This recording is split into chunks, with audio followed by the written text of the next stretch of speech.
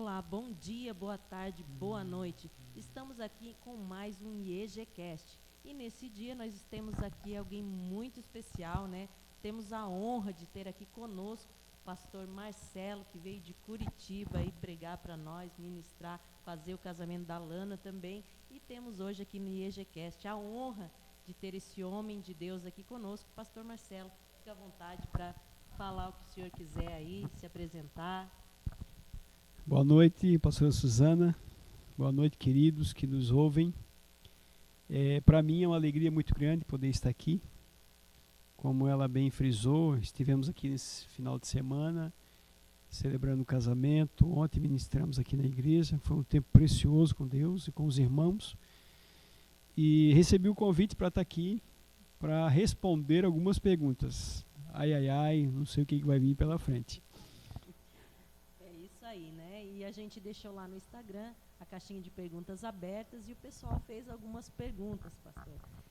Como a gente sempre fala, as perguntas são surpresa para os nossos convidados, né? O pastor Marcelo não sabe que tipo de pergunta, qual pergunta, né?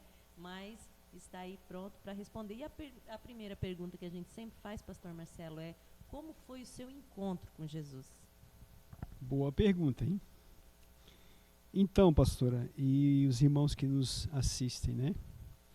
Em 1995, eu era um jovem de apenas 22 anos de idade. Agora, você descobriu a minha idade, né? Só fazer a conta agora. Só fazer a conta. Eu era um jovem que... O senhor ainda é jovem, né, pastor? Obrigado. E vivi, nasci numa família bem estruturada, graças a Deus por isso. Não era uma família cristã, mas uma família bem estruturada. Meu pai sempre foi um homem de muito caráter. Vem de uma família de 7 irmãos, qual eu sou o mais novo. E quando eu tinha 22 anos de idade, meu irmão do meio, que hoje também é pastor, ele casado, e a sua esposa já havia participado de uma igreja, naquele momento estava afastada, e eles estavam retornando para Jesus, retornando a participar de uma igreja, e ele começou a falar de Jesus para mim, né? Porque ele já estava frequentando essa igreja, onde a esposa dele o convidou para ir, e ele começou a falar do amor de Deus para mim, e eu dizia para ele: você é louco, eu não vou deixar de fazer o que eu faço, de ter a vida que eu tenho, para ir para uma igreja. E durante 3 meses, ele me evangelizando, e até que eu aceitei ir na igreja, e fiquei mais 3 meses visitando essa igreja aos domingos à noite. E quando eu chegava em casa, juntamente com ele, a minha mãe também começou a ir com a gente, e a minha cunhada, a esposa do meu irmão. Eu deixava eles em casa, né, e eu saía para a noite. E eu continuei fazendo isso durante 3 meses, até que um dia, eu, num culto, ouvindo a palavra de Deus, foi algo muito impactante. Quando eu dei por mim, eu estava lá na frente com as minhas mãos levantadas e aceitando a Jesus como meu Senhor e Salvador. Foi algo assim sobrenatural. Que bênção, pastor, que bênção, né? E é interessante que o senhor não é ex, né? A gente vê muito na igreja, ex isso, ex aquilo. O senhor era apenas uma pessoa, como se diz, comum, sem um passado terrível, como muitas pessoas chegam até nós perguntando por que na igreja cristã sempre tem muito ex, né? Jesus só olha para os ex, e aí está conosco, né, um exemplo que Jesus, ele salva a todos, né? Ele está disposto, ele morreu para salvar a todos, né? Basta nós, né, se dispuser a estar, né, seguindo ele, servindo ele. E é uma bênção de Deus, né? Você talvez não conhecia alguém que veio para Jesus por amor. Está aí o pastor Marcelo, que veio para Jesus por amor e continua amando Jesus poderosamente. Bom, vamos agora passar para a hora da das perguntas que a galera fez. E a primeira pergunta, pastor Marcelo, a pessoa disse assim, ó, paz do Senhor, pastor Marcelo. A pergunta que eu quero fazer para o senhor é, como pastor, qual foi o momento mais difícil pastoreando, ou o que o senhor passou e como venceu a situação? Então, eu fui ordenado ao Ministério Pastoral em 2009, aceitei Jesus em 1995, fui para o seminário no Rio de Janeiro, voltei e Deus, no primeiro ano da minha conversão, falou muito comigo, muitas vezes durante aquele ano, falando sobre o meu chamado. E eu, voltando do Rio de Janeiro, trabalhando na igreja pela qual eu estava membro, era membro dessa igreja. Em 2009, já exercendo a função, eu fui ordenado ao Ministério Pastoral. E em 2015 eu comecei um trabalho com a igreja que eu congregava, Ministério Apostólico. E eu fazia parte da equipe apostólica e nós cuidávamos de muitas igrejas, muitos pastores. E eu tinha a função nesse corpo de pastores, de apóstolos, de cuidar de pastores. E muitas situações a gente encontrou, muitas dificuldades, com muitas dificuldades nós tínhamos que lidar, porque nós lidávamos com líderes, também com ovelhas da igreja pela qual eu congregava, mas também com líderes. E uma das situações era, vou falar aqui uma de muitas que a gente poderia mencionar, um casal que, ao chegarmos à casa dele para fazer uma visita na casa desse casal, a esposa desse líder, ela havia planejado um suicídio. E nós estávamos ali, chegamos para fazer uma visita que não havíamos marcado, chegamos até de surpresa. E ao conversar com aquele casal, a esposa dele, pastor, com licença que eu preciso buscar algo. Ela pediu licença e ela retornou com uma caixa de remédio e ela disse, pastora, eu preciso dizer para vocês que vocês chegaram aqui na hora certa, porque eu estou com depressão e eu ia tirar a minha vida.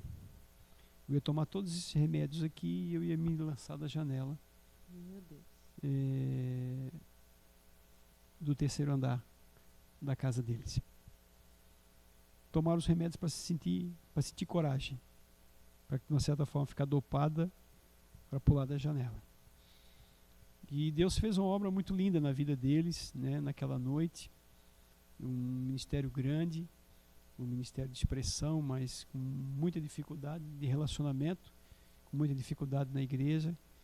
E a gente pôde, naquela noite, ser usado por Deus. Como disse, muitas outras situações aconteceram. E graças a Deus foi um final feliz. Foi um final feliz. Louvado seja Deus por isso. Que bom, que bênção, né? E a caminhada com Deus, ela é assim, né? Ela nos traz surpresas, às vezes tristes, mas muitas vezes alegres, né? E que bênção que Deus pôde usar a sua vida, da sua esposa, né? E ficou aí registrado, então. E vamos então agora para a próxima pergunta, que diz assim: qual foi a decisão mais difícil que o senhor tomou na sua vida? Então, nós muitas das vezes nós julgamos aceitar a fé ser uma decisão difícil, né? Aceitar Jesus não é uma decisão difícil. Não é difícil porque quando você encontra algo superior àquilo que você já vive, aquilo que preenche o teu coração, preenche o espaço vazio dentro de você, porque todo ser humano tem um espaço vazio e é do tamanho de Jesus, é do tamanho de Deus, né? Mas Deus, ele é infinitamente maior do que aquilo que a gente possa imaginar na nossa mente humana. Mas o ser humano, ele tem um vazio, que esse Deus, que a Bíblia diz que a terra é o estrado dos seus pés, ele pode preencher esse vazio dentro do nosso coração. Então aceitar Jesus não é difícil. Difícil para mim foi uma das vezes, se eu posso ressaltar alguma, foi no momento que, depois de muitos anos trabalhando em uma igreja, trabalhando no ministério, eu precisava tomar uma decisão de sair, porque Deus havia falado comigo, e não foi por conta de problemas, mas foi porque Deus não queria que eu estivesse mais ali, porque por mim eu estaria ali até hoje. Deus falou comigo para que eu fosse para um outro ministério, porque Deus queria me usar naquele lugar de uma maneira diferente. Mas eu precisava tomar uma decisão, e eu precisava tomar uma decisão respaldada por Deus. E eu precisava ouvir Deus. E durante muito tempo, orando, pedindo uma direção para Deus, Deus veio e disse que quando eu era menino, Ele falava comigo como menino. Mas agora eu havia crescido. E eu precisava aprender, ouvir, entender como Deus falava comigo. E aí, no primeiro momento, parece que eu tinha uma solução, e Deus me trouxe um problema ainda maior, porque agora eu precisava aprender a ouvir Deus de uma forma, da forma de Deus, não da minha forma. Como Ele queria. Porque nós ainda, muitas das vezes, nós vivemos na época de Gideão. Nós colocamos um novelo de lã na rua e dizemos: ó Deus, se amanhã amanhecer seco, é porque o Senhor está aprovando. No outro dia a gente faz uma outra prova. Se amanhã amanhecer o novelo molhado e em volta seco, é porque é o Senhor. Caso contrário, não é o Senhor. E Deus não fala assim com a gente. Porque hoje nós temos o Espírito Santo. E o Espírito Santo fala dentro de nós. E nós precisamos aprender a ouvir a voz de Deus. Ontem eu ministrei aqui na igreja sobre a fé, né? E o maior potencializador da fé é a oração em línguas. Porque Judas, capítulo 1, versículo 20, vai dizer que nós devemos orar no Espírito Santo. E a oração no Espírito Santo vai edificar a nossa fé. Então, o que edifica a fé é a oração no Espírito. E quando nós andamos no Espírito, nós vamos ter a nossa fé edificada. Porque a Bíblia diz que é impossível agradar a Deus a não ser pela fé. Então nós precisamos andar pela fé. E andar pela fé é andar no Espírito. Se nós andamos no Espírito, nós precisamos ouvir o Espírito. E não ouvir vozes exteriores. Né? Às vezes a gente diz assim: mas eu fui em determinado lugar e lá Deus usou uma pessoa que nunca havia visto, ou essa pessoa nunca me viu, não sabia nada da minha vida. Eu quero dizer, pastora Suzana, que o diabo conhece a nossa vida. O diabo conhece o nosso passado, ele só não conhece o nosso futuro. Ele pode entender pelos sinais o que Deus vai fazer no futuro, mas ele não conhece o nosso futuro. Mas ele conhece o nosso passado. Ele conhece aquilo que nós falamos lá na nossa casa antes de vir para a igreja. Então a gente precisa tomar muito cuidado com isso. Então a gente precisa ouvir. Jesus disse que as minhas ovelhas ouvem a minha voz. Nós precisamos ouvir o Espírito Santo falar conosco. Foi aonde Deus me disse isso, e agora Ele me deu uma experiência ímpar. Deus falou comigo de uma maneira muito específica, muito direta. E essa foi uma das experiências, por todo o contexto. Pastor, o senhor nunca tinha ouvido Deus falar antes? Não, eu já tinha ouvido Deus falar antes comigo, mas pelo contexto da situação, quando Deus disse que agora Ele não ia falar mais comigo como eu queria, mas como Ele queria. Então, dentro de toda aquela pressão que eu estava vivendo, foi uma das grandes experiências que eu tive com Deus, e isso faz um bom tempo. E aí essa foi uma das decisões difíceis de o senhor tomar, então, de essa transição, de sair desse ministério para um outro, foi algo que... Foi muito difícil, porque eu amava muito o que eu fazia em Deus, eu amava muito aquelas pessoas, e eu gostaria de estar lá, naquele primeiro momento, não sair de lá, né? Mas eu precisava obedecer a Deus. E graças a Deus que eu, ouvindo Deus falar comigo, eu obedeci. E por isso eu posso estar aqui hoje com vocês. E o melhor lugar para se estar é no centro da vontade de Deus. Quando a gente está no centro da vontade de Deus, a gente é feliz, a gente não faz força para realizar aquilo que Deus nos chamou para fazer, porque nós estamos fazendo aquilo que Deus quer no lugar que Deus quer. Isso mesmo, pastor. Isso é bom, foi bom o senhor mencionar isso, porque eu creio que tem muitas pessoas que vão nos assistir, nos ouvir, que às vezes não entendem, né? Como o senhor falou, eu amo aqueles irmãos que estavam lá, gostaria, se fosse a minha vontade, eu estaria lá. E às vezes as pessoas não entendem por que, né, um pastor tem que sair de uma determinada região e ir para um outro local. Às vezes as pessoas se entristecem, né? Talvez até, eu não sei como está a situação, mas às vezes alguns irmãos podem até ter questionado, se entristecido, o pastor Marcelo não está mais aqui, o que houve? Né? E às vezes as pessoas, por não entender que existe uma autoridade maior sobre a sua vida, que é a voz de Deus, às vezes, né, questionam por que saiu daqui. Será que é porque não gostava mais da gente? Será que é porque houve algum atrito? E é até bom o senhor esclarecer isso, porque às vezes pode ser que alguém que está nos assistindo, talvez passou pela tua mente isso, então, né, já fica aí esclarecido que foi simplesmente por obediência.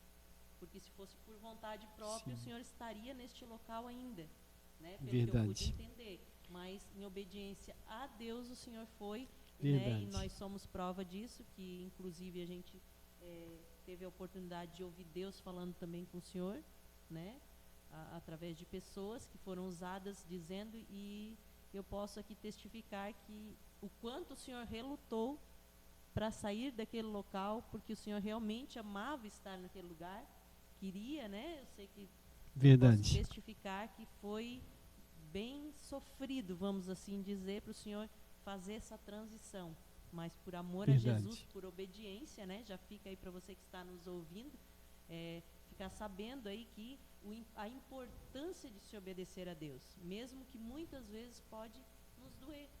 Né? Eu acredito que quando Deus falou com Abraão para ele sair do meio da parentela, Sim. doeu nele.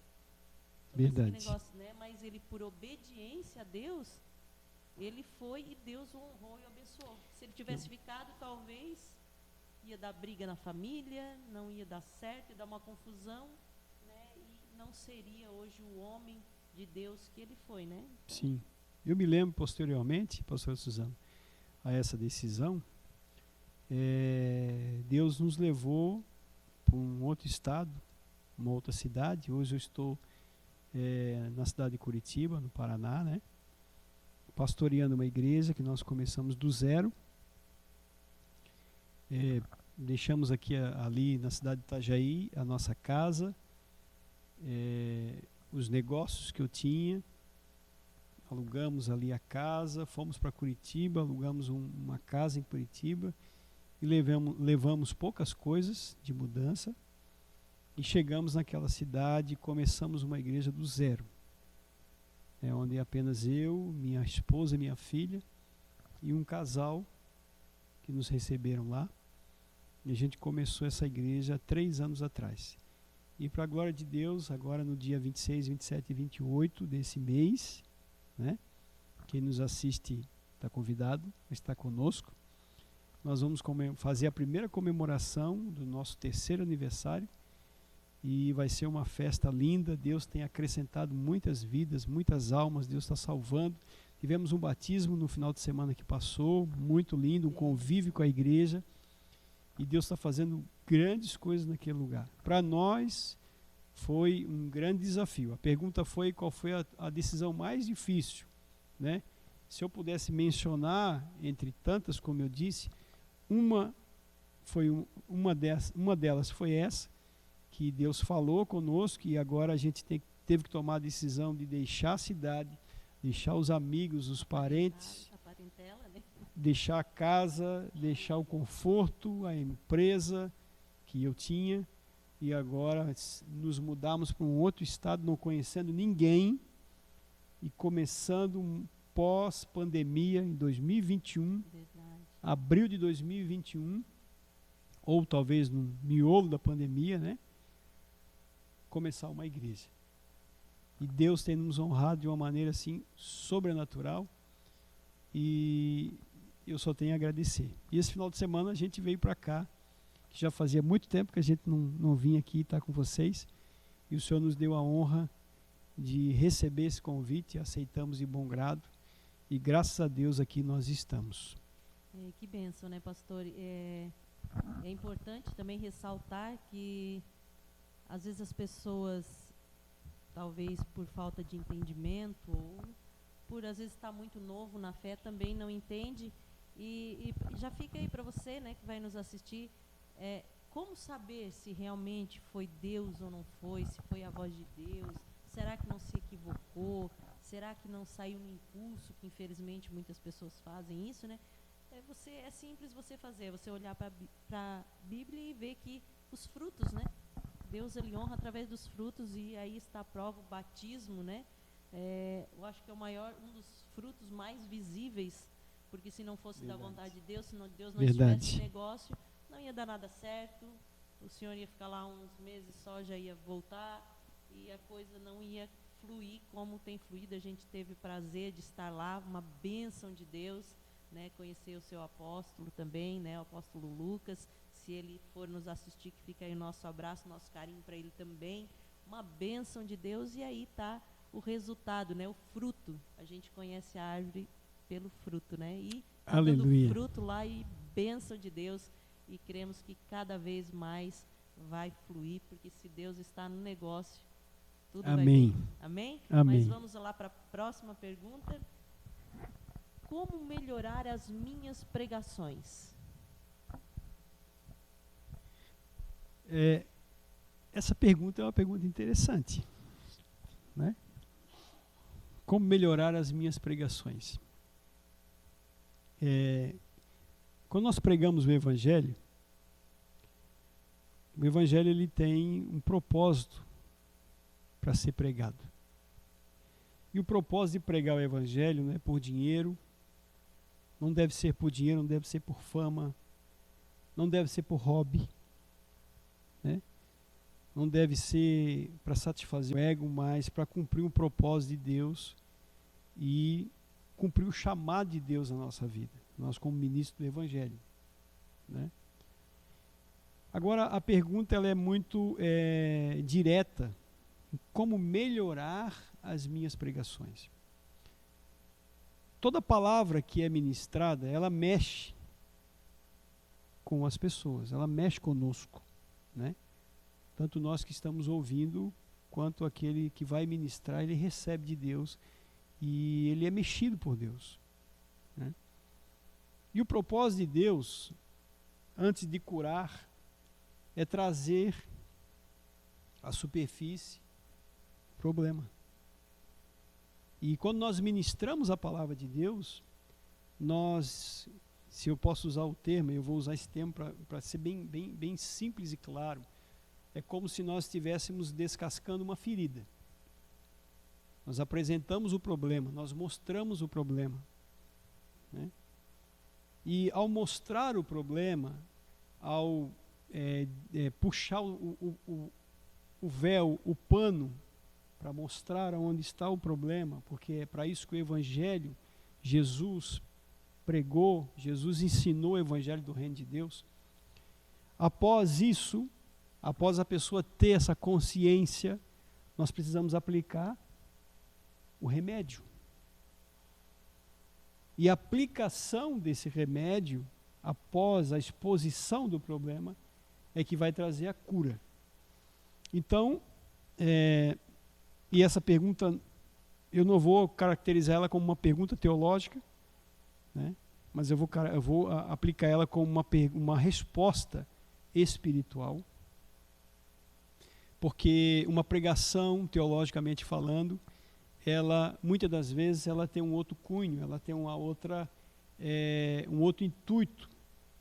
Muitas das vezes mexer com a emoção das pessoas, muitas das vezes trabalhar algo que não vai trazer edificação, mas simplesmente vai elevar a minha imagem como pregador, né?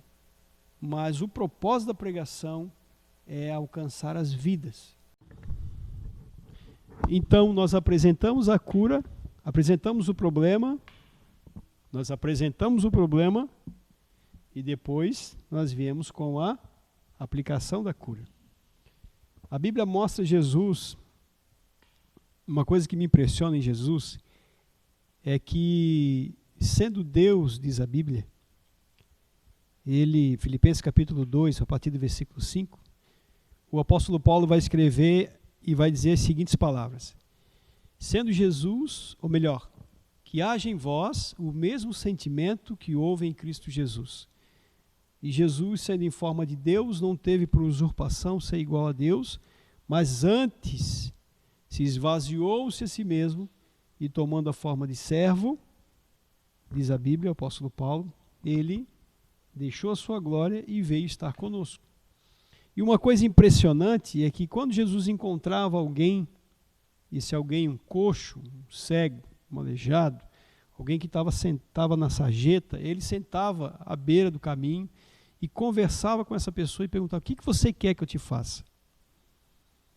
E quando isso acontecia, a pessoa falava o que precisava e Jesus a curava instantaneamente. Então ele conseguia transitar nesse lugar. Ele falava com as pessoas necessitadas, na linguagem delas, se colocava no lugar daquela pessoa, ele amava tanto aquela pessoa que ele curava ela. O segredo da cura é nós amarmos as pessoas. O segredo do evangelho que pregamos ter resultado é quando a gente prega em amor, porque as palavras, elas vão surgir efeito. Já quando Jesus conversava com Nicodemos, ele conversava com Nicodemos no nível do Nicodemos. Ele dizia: Nicodemos, você precisa nascer de novo. E ele disse: Jesus, como, sendo velho, vou entrar no ventre da minha mãe? E ele disse: Nicodemos, você sendo doutor da lei, você não conhece das coisas naturais, como que eu vou te falar das coisas espirituais? Então, Jesus, ele me impressiona muito, o ministério de Jesus, porque ele era um homem que as palavras dele tinham um propósito. E ele sempre mostrava. Quando ele se encontrou com o jovem rico disse para ele: mestre, o que eu faço para herdar a vida eterna? Jesus disse: você deve seguir os mandamentos. Mas isso aí eu já faço desde a minha infância. E diz a Bíblia que Jesus o amou e mandou que ele vendesse tudo que ele tinha, desse aos pobres e o seguisse. Jesus aplica a cura. Jesus aplica a cura. Vende tudo que você tem, dá aos pobres e me segue. E diz a Bíblia que aquele jovem saiu triste. Amém? Amém. Louvado seja Deus.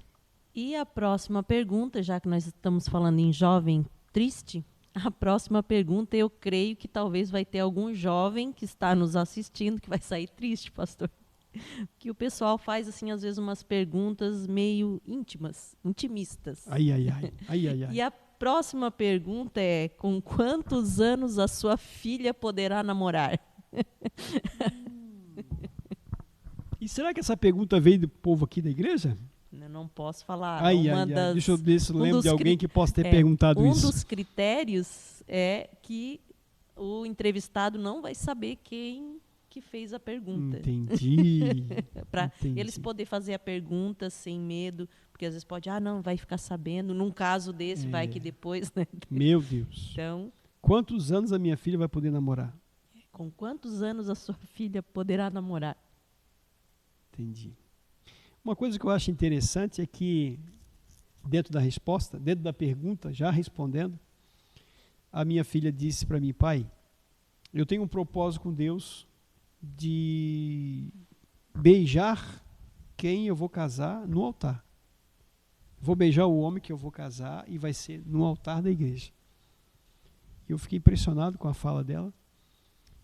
E ela tem se guardado para Deus, ela tem apenas 15 anos, mas a gente sabe que no mundo que a gente vive, né, 15 anos já estão aprontando bastante por aí.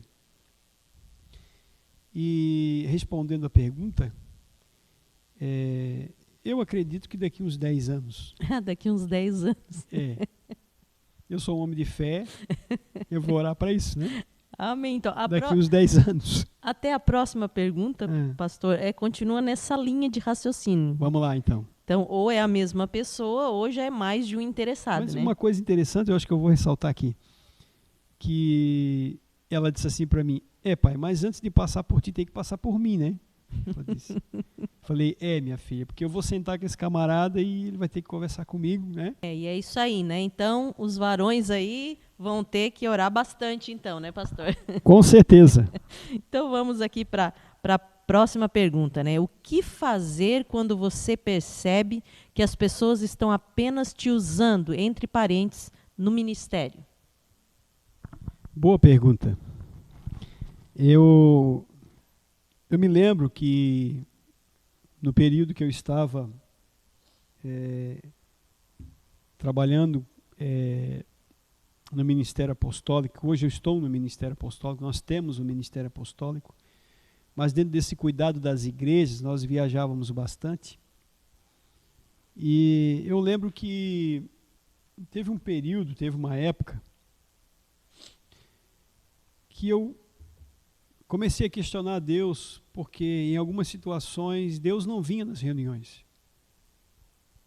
Deus não aparecia nas reuniões. E eu comecei a ficar muito preocupado com isso. Comecei a ficar muito preocupado com essa questão, porque a pessoa mais importante das nossas reuniões é Jesus.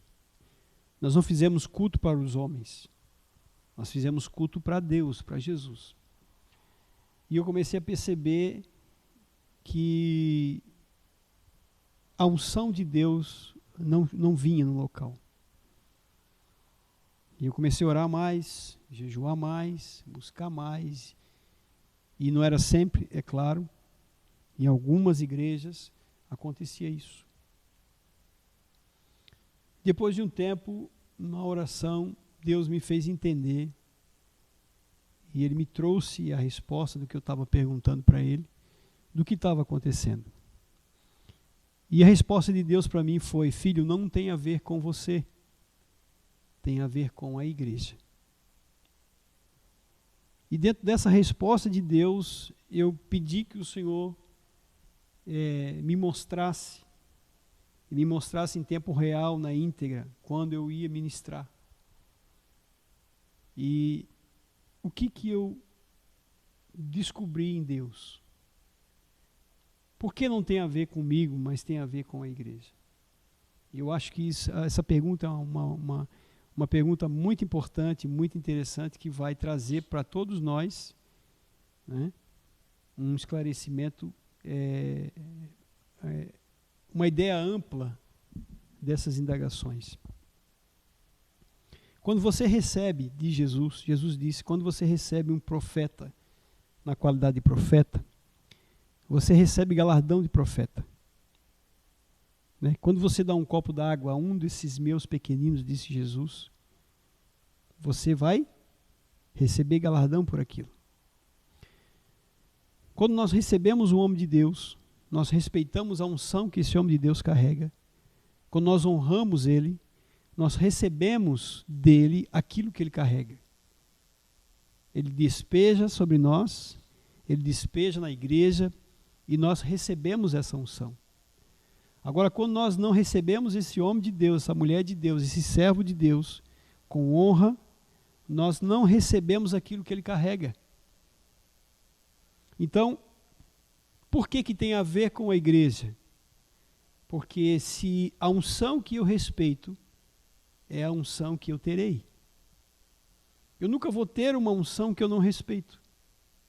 Eu nunca vou receber algo da pastora Suzana se eu não a respeitar como uma mulher de Deus e respeitar o que ela carrega. Então eu preciso entender no meu coração que eu preciso receber essa pessoa. E isso é bíblico, isso aconteceu com Jesus. Jesus foi falar na sinagoga e Lucas capítulo 4 diz a Bíblia, ele pega o livro da lei, Isaías 53, ele lê Isaías 53. A próxima pergunta, pastor Marcelo, é a seguinte. O meu esposo não é cristão e eu sou. O que fazer para convencê-lo a me acompanhar? Boa pergunta. Eu acho que a melhor coisa é não fazer nada. Como assim, pastor, não fazer nada? Uma árvore, ela não faz força para dar fruto. Ela dá fruto na estação própria. Né? E eu acho que o maior testemunho, o maior evangelho pregado por nós é o fruto que a gente dá. Diante dos frutos não existe contestação. Porque se eu estou dando fruto, eu estou dando testemunho do evangelho. E ganhar um marido para as mulheres, né, que nos assistem, e para a irmã que nos perguntou, ganhar um marido para Jesus, muitas das vezes não deve ser ganho pelas palavras, porque tanto pode trazer um efeito positivo, quanto pode trazer um efeito negativo. O apóstolo Paulo, o apóstolo Pedro, ele nos traz um texto aqui em 1 Pedro capítulo 3, a partir do versículo de número 1, ele diz assim: semelhantemente vós mulheres, sede sujeitas aos vossos próprios maridos, para que também, se alguns não obedecem à palavra, pelo porte de suas mulheres, sejam ganhos, sem palavras. Então, muitas das vezes, o marido não quer ouvir a mulher, porque a vida toda a mulher foi um problema, né? Nunca deu testemunho, mesmo porque não servia a Cristo, mas agora ela está servindo a Cristo. E ela começou a dar fruto. Esse marido vai ver o comportamento dessa mulher e ele, por mais duro que ele seja, por mais incrédulo que ele seja, ele vai querer saber o que está acontecendo com essa mulher. Essa mulher está mudando. Aí ele vai dizer: a minha esposa mudou, está mudando, está diferente, eu preciso saber o que está acontecendo com ela. E um dia ele vai chegar para essa mulher, para essa esposa, e ele vai dizer: eu quero ir na tua igreja. Por que ele quer ir na igreja? Porque a igreja que a esposa dele vai está mudando ela para melhor. Logo, isso vai gerar fé no coração dele. Quando ele chegar lá na igreja e ele ouvir a palavra de Deus, Deus vai alcançar o coração. E aí ele vai se converter ao evangelho que a esposa dele se converteu. Então, a melhor maneira de ganhar alguém, ou melhor dizendo, ganhar um esposo, falando aqui para as esposas, que tem esposo que não é crente, é mediante os frutos. Se você der fruto, o teu marido vai se converter ao cristianismo. Amém. Isso é algo muito importante, muito sério, né, pastor? Eu costumo muito dizer, é uma frase de um corinho, que diz assim: atitudes valem mais que 1000 palavras. Exatamente. Né? E cabe então, né, a você que tem esposo ainda que não é cristão, então seguir, né, esse conselho aí vindo da parte de Deus para a tua vida. Mas vamos para a próxima pergunta, que é: quais os critérios necessários para fazer a missão? Boa pergunta. Missão significa dizer que alguém nos deu uma tarefa dada, é uma missão a ser cumprida, né? Quando a gente recebe uma tarefa, a gente está recebendo uma missão. E se tratando do Evangelho, quando a gente recebe uma missão, a gente recebe uma missão de quem? Do dono da obra, que é o próprio Deus. O apóstolo Paulo diz que nós somos cooperadores com Cristo. Nós estamos cooperando com essa obra, porque essa obra nós não fizemos ela sozinho, nós estamos fazendo com Cristo. E quais os critérios para cumprir, para fazer uma missão?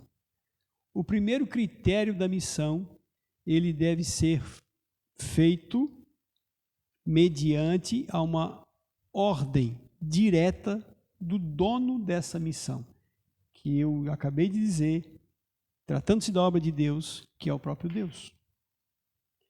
E essa missão, ela não pode ser cumprida sozinha. A pessoa mais importante é o Senhor Jesus, é o Espírito Santo na pessoa do Senhor Jesus, né? Mas nós somos um corpo, nós somos uma igreja. O corpo de Cristo na terra se chama igreja. E nós precisamos da igreja, porque não existe ação independente no corpo. Logo, uma mão desligada do corpo, ela não deixa de ser mão, ela continua sendo uma mão, porém ela não tem utilidade nenhuma, porém ela não tem nenhuma serventia por corpo, porque ela não está mais ligada ao corpo. Amém? Amém. Eu uso óculos, né? Talvez você também que está nos ouvindo aí, nos assistindo, você também usa óculos. Quem precisa dos óculos? Os olhos. Mas quem está segurando o óculos para os olhos enxergarem? Nariz. O nariz? Quem E as segura orelhas? as hastes dos óculos? As orelhas. As orelhas. Então, o nariz e as orelhas estão trabalhando para os olhos. Por quê? Porque se eu não enxergar bem, eu posso bater com o nariz na parede, eu posso cair e ralar o nariz, o rosto, me machucar a orelha. Então, existe uma ação em conjunto para que os olhos enxerguem bem, para que o corpo não sofra o dano. Então, na missão, não é diferente. Nós precisamos de um conjunto para que essa missão seja realizada. Se você olhar para a Trindade, a palavra está dizendo Trindade, né? São três: Pai, Filho e o Espírito Santo. Os três trabalham em conjunto. Quando nós fizemos a obra de Deus, nós precisamos trabalhar em conjunto com o corpo de Cristo. Existe um texto fantástico na Bíblia Sagrada, em 2 Crônicas, capítulo 23, você vai ler lá no versículo 15, no versículo 16, que o Davi, ele expressa o desejo do coração dele, dizendo: se eu pudesse beber da cisterna, daquele poço que está lá diante da porta em Belém. A Bíblia diz que 3 valentes de Davi, eles vão atravessar as fileiras dos filisteus, eles vão até o poço de Belém, e eles vão buscar essa água para Davi. Existem 3 ações que acontecem naquele momento. Eles estão em 3 pessoas. Um teve que descer para buscar água. O segundo teve que segurar a corda para que ele descesse para buscar essa água. E o terceiro precisava lutar com os filisteus, enquanto um segurava a corda e o outro buscava água. Então existe uma ação entre 3 valentes de Davi para um propósito, para uma missão. E a missão era que Davi disse, ele só cogitou: se eu pudesse beber da água da cisterna do poço que está diante da porta, lá em Belém. E quando eles voltam com essa água, Davi não se sentiu digno de tomar essa água, ele derramou na terra, porque aqueles homens deram o seu sangue, aqueles homens correram o risco de morrer para ir buscar a água para Davi. Mas essa não é a questão aqui em pauta. O que está em pauta aqui é a ação em conjunto para o cumprimento de um propósito. A missão se faz de 3 formas. Você pode ir, você pode orar, ou você pode investir. Deus não chamou todos para ir. Deus chamou todos para pregar o Evangelho.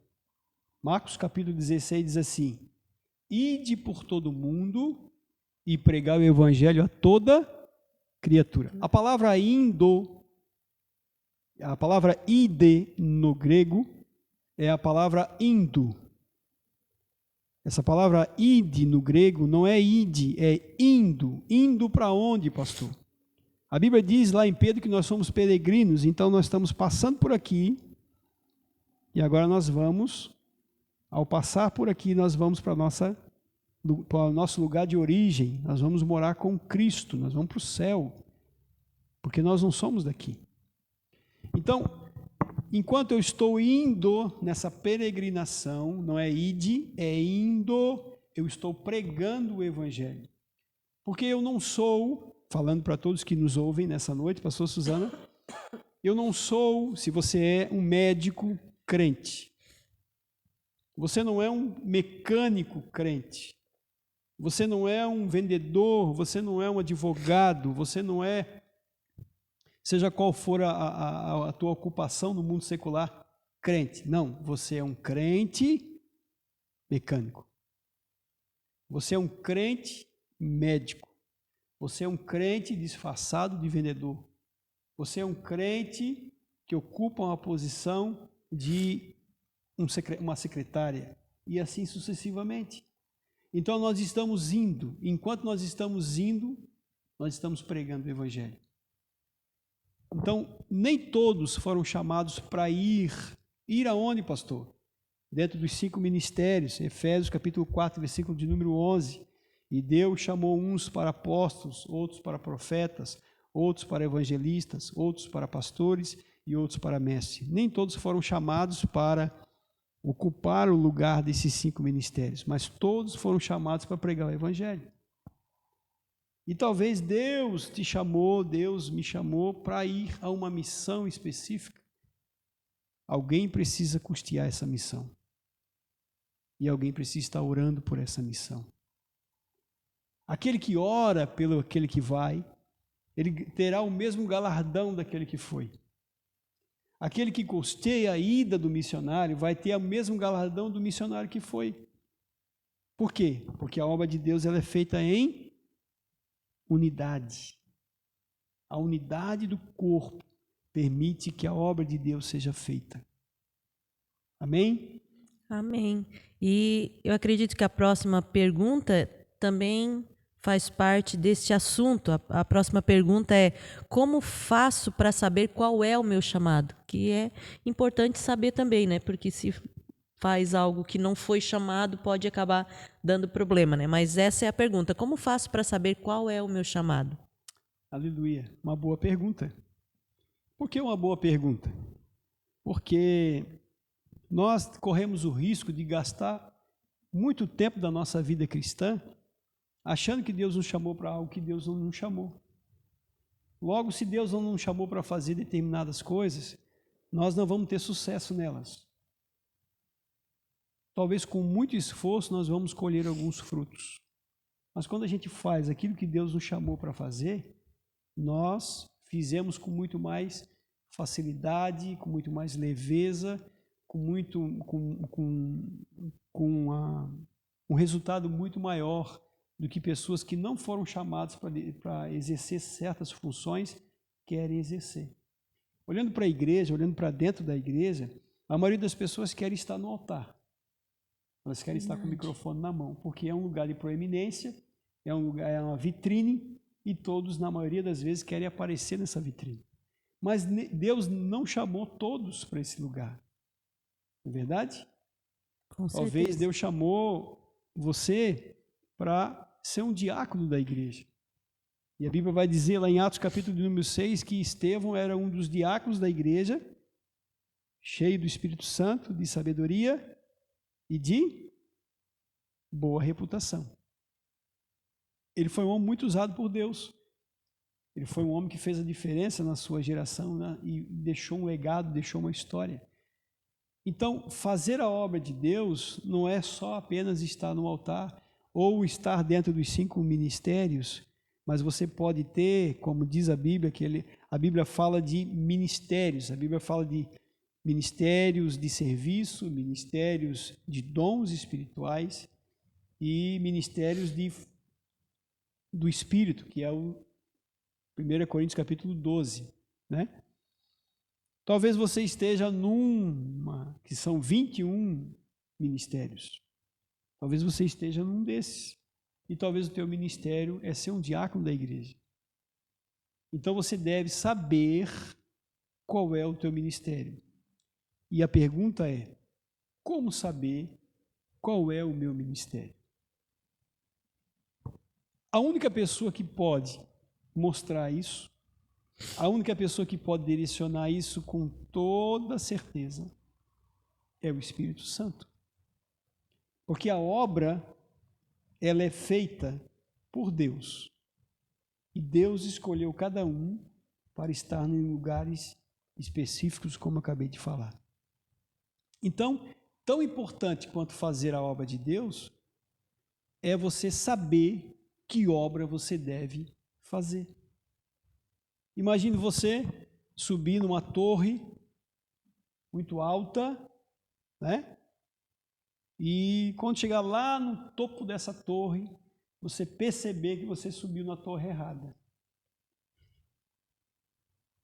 Vamos dar um exemplo aqui. Você trabalha na TIM. E aí você precisa subir na torre da TIM lá em cima para consertar um problema. Quando você chega lá em cima, você olha o emblema, a logo, não é da TIM, é da Oi, da Claro, da Vivo. Aí você vai perceber, meu Deus, eu subi até aqui e eu subi na torre errada. Tem que descer. E aí você vai descer e aí você vai subir na torre certa. Você empregou força, você empregou energia, você empregou tempo, você empregou dinheiro, você empregou vida para fazer aquilo que você não deveria de fazer, aquilo que você não precisava fazer. Então, você precisa detectar para que Deus te chamou. E a única pessoa que pode te mostrar isso é o Espírito Santo. E ontem nós pregamos aqui sobre a oração no Espírito, a oração em línguas. E a oração em línguas vai te ajudar, vai nos ajudar a descobrir para que Deus nos chamou. Qual é o lugar do corpo que eu estou? O que Deus quer que eu faça? Qual é a minha tarefa? Porque o Espírito Santo vai me encaminhar para fazer aquilo que Ele quer fazer. Porque o Espírito Santo, Ele é o dono da obra, pastora Suzana. Amém. E essa é a minha resposta. Amém. Não sei se eu ajudei, se eu deixei claro. Já aproveitando aí o gancho, o senhor falou, né, em pregar, em pregação. Acredito que essa pergunta veio de alguém que viu o senhor ministrando ontem, que a pergunta é: como conseguir pregar com tanta sabedoria? Qual o segredo? Porque gostaram, né, pastor? Que bom, que bom. Que bom que gostaram. Louvado. Quer dizer que o pastor vai voltar mais vezes aqui, né, pastor? Amém. Se depender de mim. Olha aí. Como pregar com tanta sabedoria? A Bíblia diz que Deus dá sabedoria para aquele que pede. Se você tem falta de sabedoria, peça para Deus. E uma coisa que ajuda muito, né? Talvez eu estou entendendo aqui que o irmão está dizendo, ou a irmã, que a pregação foi boa, né? Foi boa, achou uma pregação sábia, né? Que foi o que deu a entender. Todo começo é mais difícil, né? Todo começo na nossa vida, tudo que a gente faz é um pouco mais difícil. E tratando-se do ministério, não é diferente. Quando você começa, você tem que lidar com nervosismo, você tem que lidar com a falta do conhecimento, não que a gente tenha todo o conhecimento, porque quem para de aprender, para de crescer. Né? Quem para de aprender, para de crescer. Nós temos que crescer todo dia. Mas uma coisa que nos ajuda muito é o conhecimento. Então, o conhecimento nos ajuda muito. E esse conhecimento, junto com a sabedoria de Deus, vai nos habilitar a pregação do Evangelho, vai nos habilitar a poder trazer uma palavra com sabedoria, uma palavra carregada de unção. Porque Deus vai usar o que você sabe, e se você anda com Deus, se você tem sabedoria de Deus, se você bota Deus como prioridade no teu ministério, Deus vai usar todas essas ferramentas para abençoar a igreja. Porque o propósito da pregação é para abençoar a noiva de Cristo. Amém? Amém, amém. E a próxima pergunta, pastor, é como o Senhor lida com críticas? Críticas. A crítica, dizia um pastor, que o crítico, dizia ele, que o crítico ele não constrói nada, né?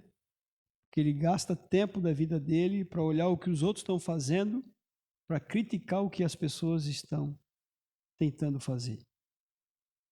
E interessante que as pessoas que vivem criticando as outras, não é nada pessoal com aquela pessoa que ela está criticando. É porque o problema não é com os outros, o problema é com ela mesma.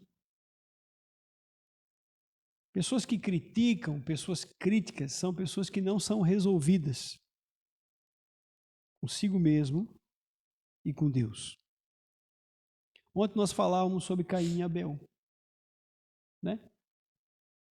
A Bíblia não traz muitos detalhes, os detalhes que traz é o suficiente. Mas certamente, antes de Caim fazer o que ele fez, ele criticava muito seu irmão.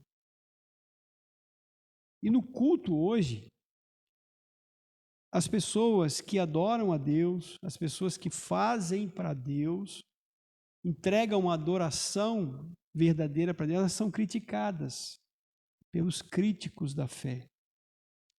Vamos dar um exemplo, pastora Suzana? Para que isso? Deus não é surdo. Para que levantar a mão? Para que orar tão alto? Por que o som está tão alto? A pregação demorou demais. Pastor, a palavra do pastor hoje não foi boa. Os louvores não estavam bons. O problema não é o louvor, o problema não é a pregação. Pode ter problema? Claro que pode ter tido problema. Mas a pessoa critica porque ela tem problema com ela mesma. E o crítico, ele trabalha muito com comparação. Eu não consigo ser como a senhora. Eu não consigo cantar como você canta, não consigo pregar como você prega, logo eu critico o que você está fazendo. Porque eu vou justificar a minha incapacidade naquilo que você está fazendo. Não precisa disso aí. Se fosse eu, fazia assim. E como que eu lido com isso? Eu sou uma pessoa muito resolvida. Eu sei para que Deus me chamou. Eu sei o que eu estou fazendo. Eu estou igual Neemias. Estou fazendo uma grande obra e não posso parar. Por isso eu não dou ouvidos para os Sambalates e para os Tobias. Amém? Amém. Eu creio que a próxima pergunta aqui já se encaixa nisso. Talvez a resposta seja parecida ou a mesma. Qual o seu segredo para ser tão tranquilo? O segredo para ser tranquilo, né? Certamente a pessoa que perguntou isso, ela perguntou pela pregação de ontem, talvez. Ou talvez por conhecê-lo. Ou talvez por me conhecer. Eu sou colérico. A minha personalidade é colérico. Olhei aqui porque minha esposa está ali, ela estuda muito sobre relacionamento, sobre comportamento, sobre personalidade. E ela disse assim para mim: você é colérico. E eu sei que eu sou colérico, né? E uma das dificuldades do colérico é lidar com os fleumáticos. E ela é fleumática, né? Uma das dificuldades do colérico é esperar pelo fleumático, pelo melancólico, que é bem devagar. O fleumático ele já é devagar, quase parando, gosta das coisas bem tranquilas. Então, a gente vai vivendo, né? Hoje eu estou com 35 anos de ministério.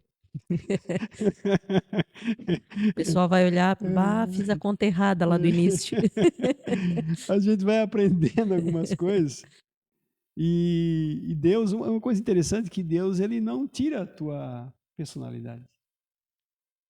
Deus ele não tira o teu temperamento. Deus trabalha, assim como ele trabalhou no temperamento, na personalidade de Pedro. Aquele cara que cortou a orelha do servo do sumo sacerdote foi um cara que apacentou as ovelhas que Jesus incumbiu ele de fazer esse trabalho, né?